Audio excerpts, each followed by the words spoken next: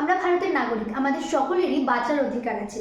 Article 21 বলছে right to life and personal liberty and also including right to breath, right to be silent, এবং আরেকটি গুরুত্বপূর্ণ right আছে আমাদের, right to death with dignity, মানে ডিগনিটির সাথে মারা যাওয়ার অধিকার। The term euthanasia is the deliberate painless termination of a person life who is incurable suffering or the vegetative state means unresponsive syndrome.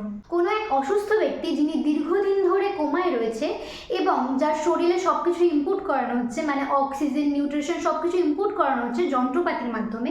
Euthanasia হলো এমন একটি প্রক্রিয়া যেখানে সেই ব্যক্তিকে স্বেচ্ছায় এবং তার প্যারেন্টসের স্বেচ্ছায় বা তার রিলেটিভদের স্বেচ্ছায় জীবন নিয়ে নেওয়া হবে, কারণ সেখানে তার কোনো আর লাইফ নেই।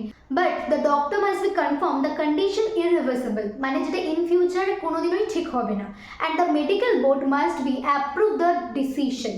নেক্সট ভিডিওতে আমরা ইউথেনেশিয়া রিলেটেড কেস ল সম্পর্কে আলোচনা করব এবং কোথা থেকে এই টার্মটি ইউজ করা হয়েছে, প্রথম কোন কেস ল এই টার্মটি ইউজ করা হয়েছে সেটা জানবো, এবং রিসেন্ট কেস ল হর্ষ রানা কেস 2026 সেই সম্পর্কেও আমরা জানবো, যেখানে ইমপ্লিমেন্ট করেছে ইউথেনেশিয়া